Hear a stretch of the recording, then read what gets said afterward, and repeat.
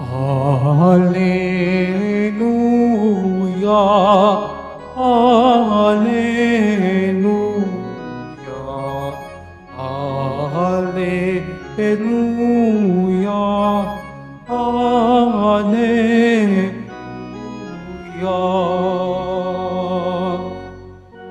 Salita ng Diyos ang buto na tanim ni Jesu Kristo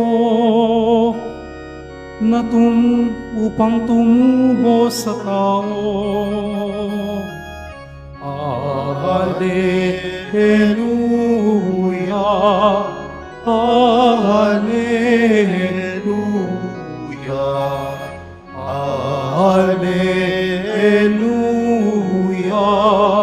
Alleluia.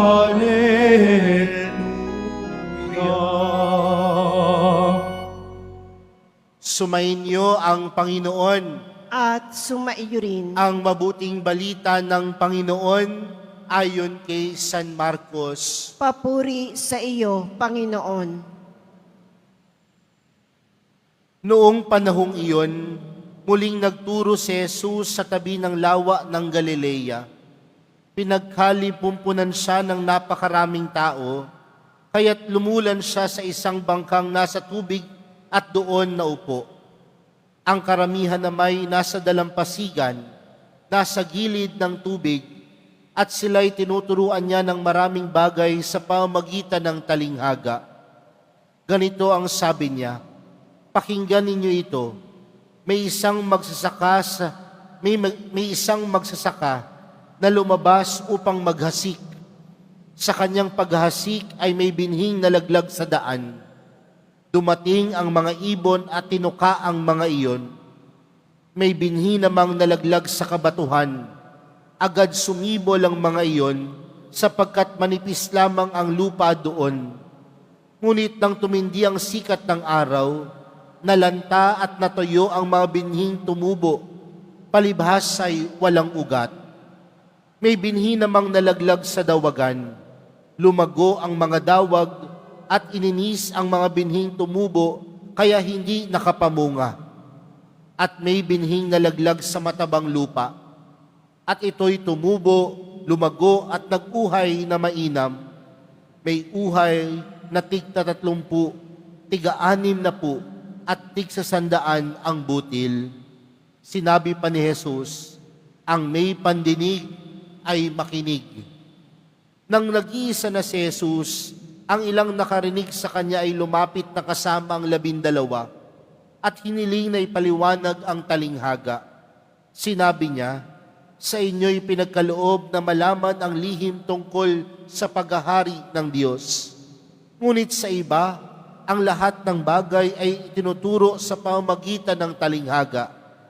Kaya nga't tumingin man sila ng tumingin ay hindi sila makakita. At makinig ng makinig ay hindi makaunawa. Kung gayon, marahil sila'y magbabalik loob sa Diyos at patatawarin naman niya." Pagkatapos, tinanong sila ni Jesus, "Hindi pa ba ninyo naunawaan ng talinghagang ito? Paano ninyo maunawaan ang ibang talinghaga? Ang inihahasik ay ang salita ng Diyos. Ito ang mga nasa daan na nahasikan ng salita. Pagkatapos nilang mapakinggan ito, pagdakay dumarating si Satanas at inaalis ang salitang napahasik sa kanilang puso. Ang iba'y tulad naman ng napahasik sa kabatuhan. Pagkarinig nila ng salita, ito'y agad nilang tinatanggap ng may galak. Ngunit hindi naman ito tumitimo sa kanilang puso, kaya't hindi sila nananatili. Pagdating ng kahirapan o pag-uusig dahil sa salita, agad silang nanlalamig. Ang iba'y tulad ng napahasik sa dawagan. Dininig nga nila ang salita, ngunit sila'y naging abala sa mga bagay ukol sa mundong ito. Naging maibigin sa mga kayamanan at mapaghangad sa iba pang mga bagay. Ano pat ang salita'y nawala na ng puwang sa kanilang mga puso, kaya't hindi sila nakapamunga. Ngunit Ang iba'y tulad ng binhing na pahasik sa matabang lupa. Pinakikinggan nila at tinatanggap ang salita. At sila'y nagsisipamunga. May tig na 30, may tig-60, at may tig-100.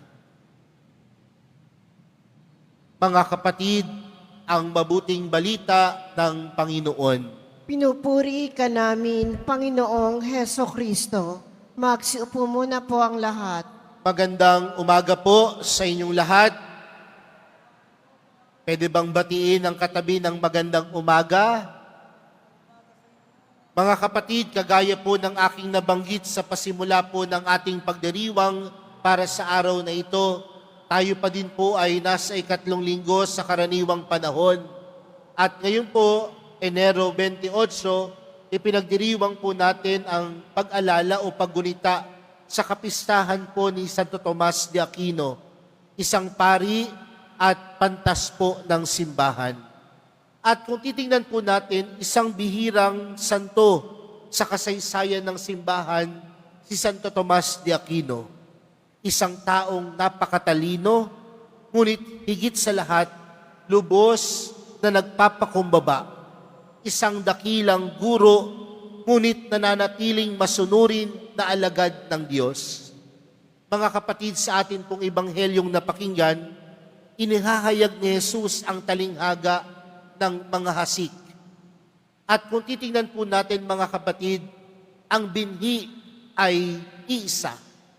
At ang tinuturing po nating binhi doon sa talinghagang ibinahagi ni Jesus ay ang salita ng Diyos. Wala pong problema sa binhi. Ang tanong ay nasa lupa. Handa ba itong tumanggap, magpalalim, at magbunga? Ang talinghaga pong ito, mga kapatid, ay hindi lamang tungkol sa puso, kundi pati na rin po sa ating isipan. Maraming tao ang handang makinig, ngunit ayaw naman pong mag-isip.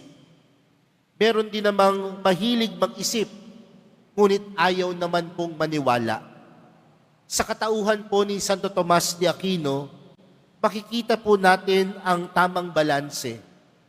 Isip na nag-iisip ng malalim at pusong lubos na nananampalataya sa Diyos. Noong panahon po ni Santo Tomas de Aquino, may paniniwala na ang pananampalataya po at ang filosofiya, ang reliyon at ang siyensya ay magkalaban.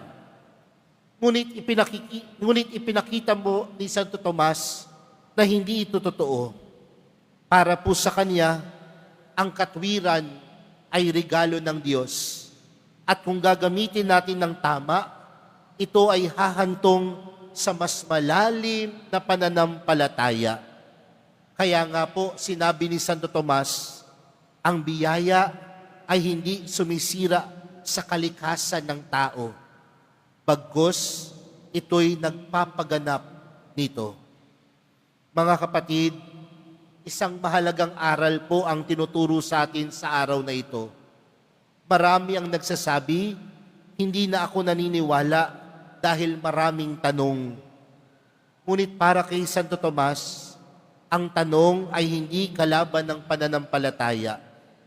Ito po ay daan patungo rito. Ang problema ay kapag tumigil na tayo sa pagtatanong o kaya naman kapag ginamit na natin ang talino upang ipagmalaki hindi ang kabutihan ng Diyos, kundi ipagmalaki yung sarili natin. Imbis na hanapin ang tunay na katotohanan. Ngunit sa kabila ng kanyang katalinuhan, dumating ang isang sandali sa buhay ni Santo Tomas na tumigil siya sa pagsusulat. Matapos ang isang malalim na karanasang espiritual, sinabi niya, lahat ng aking naisulat ay parang dayami kumpara sa aking nakita. Hindi niya itinakwilang kaalaman, kundi kinilala niya na ang Diyos ay higit sa anumang teorya o sa salita. Hindi may paliwanag ni Santo Tomas kung gaano karunong, kabuti, at kamangha-mangha ang Diyos. Dito po natin makikita mga kapatid na ang tunay na kabanalan kapag ang talino ay marunong lumuhod sa harapan ng hiwaga ng Diyos. Sa madaling salita po mga kapatid, kahit gaano tayo karunong, kahit gaano tayo katalino, sa harapan ng Diyos, matutong magpagkumbaba. Sa harapan ng Diyos, tunay pa din tayong mamangha.